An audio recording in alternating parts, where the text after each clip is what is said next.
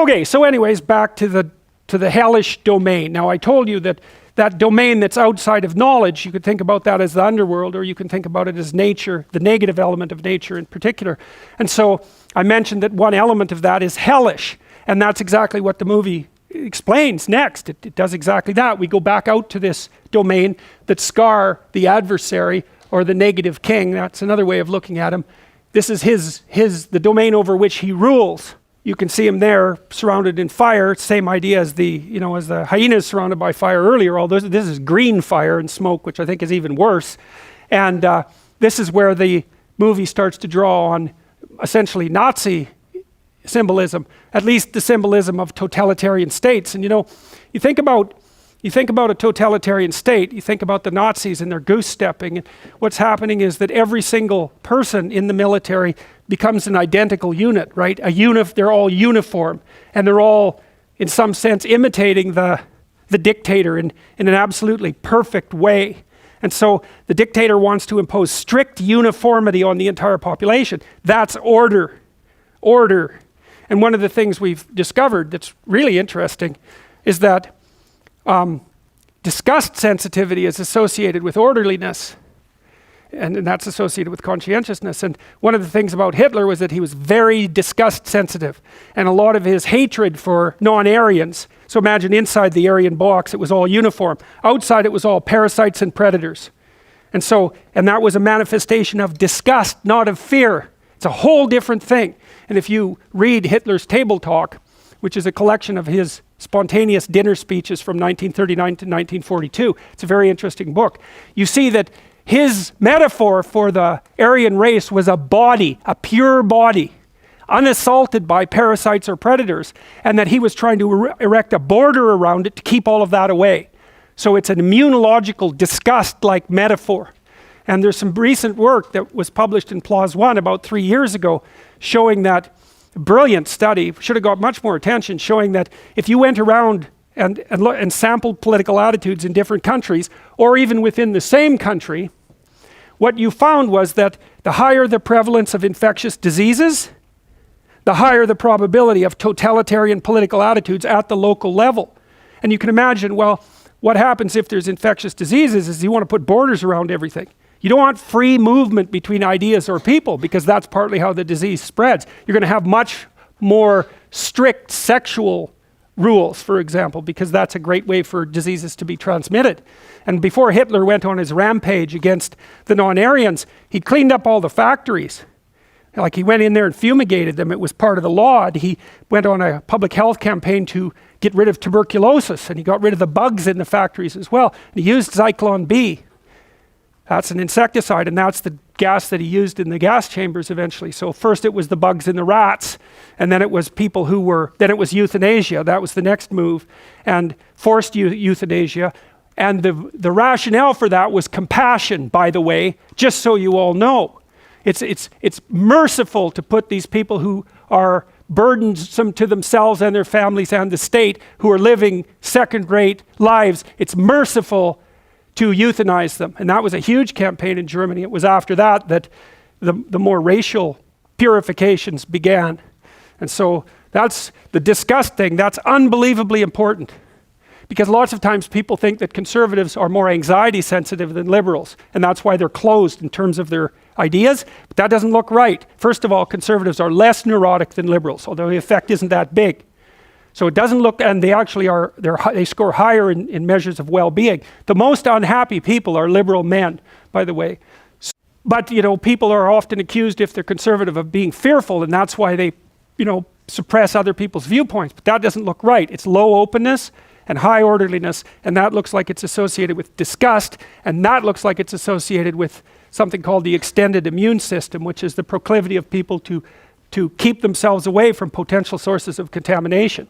It's really terrifying, because one of the things people often said about Germany was that, it was a very civilized country, and yet it descended into barbarity. But conscientiousness is a very good predictor of long-term success.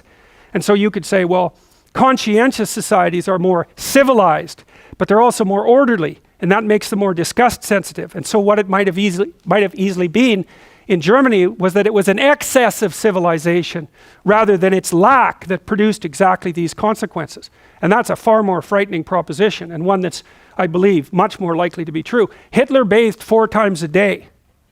And he was also an admirer of willpower, so he could stand like this for 8 hours in the back of a car. And the thing about conscientious people is they're very willpower oriented.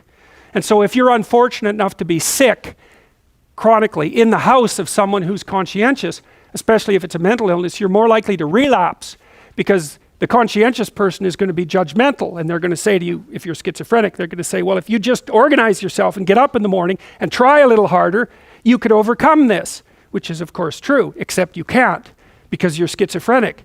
And so the pressure put on you by the anger and the contempt is going to increase the probability that you'll relapse. So orderly people are very judgmental.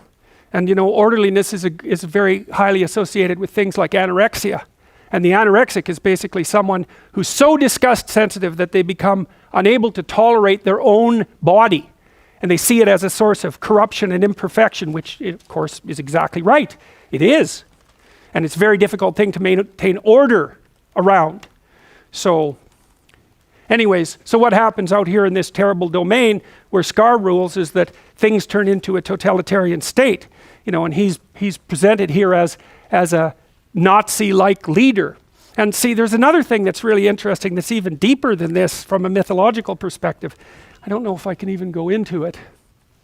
Well, not really. I guess what I'll have to do is satisfy myself with this observation. There's always been some antagonism, for example, between the Catholic Church and rationalism. And everyone knows that. It's a very long-standing antagonism that sort of runs its way through at least the last 1,000 years or so of Western civilization. And the people who regarded Catholics as antithetical to science take the Catholics to task for that, and describing it as prejudicial and superstitious. And fair enough. But there's something else going on there that's more important. And that's the observation, and this is at a deep level again, the observation that rationality has one big problem. So it can easily become arrogant and believe in its own theories. So if you're smart, and there are going to be some of you people who are like that too, some of you, the primary trait that distinguished you from other people over the course of your whole life was that you were more intelligent than most. And you may have staked your identity on that and overvalue intelligence and rationality. And the problem with that is that you make a theory of the world and then you tend to assume that it's 100% correct. That's the tendency to fall in love with your own theories. And that's what a totalitarian does. The totalitarian says, here's the damn theory, and it's exactly right, and you're going to act it out exactly. And if you don't, well, we've got some special treats in mind for you.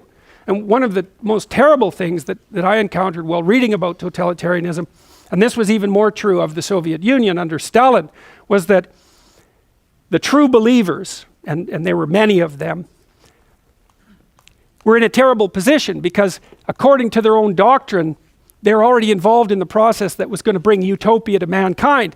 The problems had already been solved, but many of them were still suffering terribly as individuals.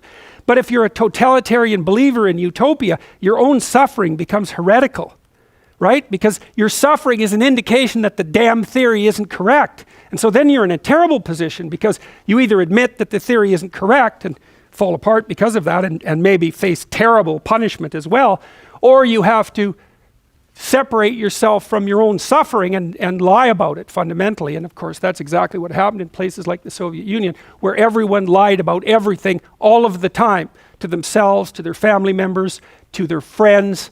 The entire system was completely permeated by lies.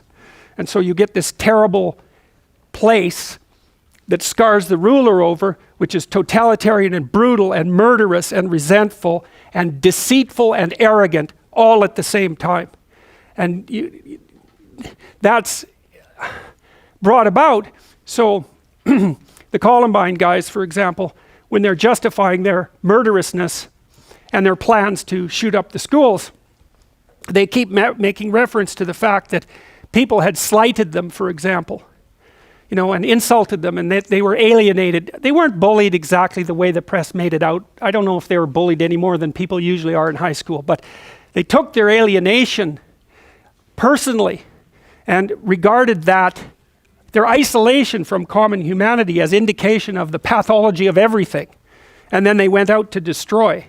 And that's exactly what this sort of thing represents. That's the uniformity. And you see, he's got this kind of vicious grin on his face, which is malicious and pleased all at the same time. There's no fear in that. It's quite the opposite. And there's another image of, using what's essentially imagery of hell, which everyone understands, strangely enough. And that associates him with the crescent moon. And the crescent moon is, well, it's a symbol of darkness and the underworld fundamentally. So we see the underworld, we see that which lies beyond the light, and in there we see a fragment of that that's basically hellish.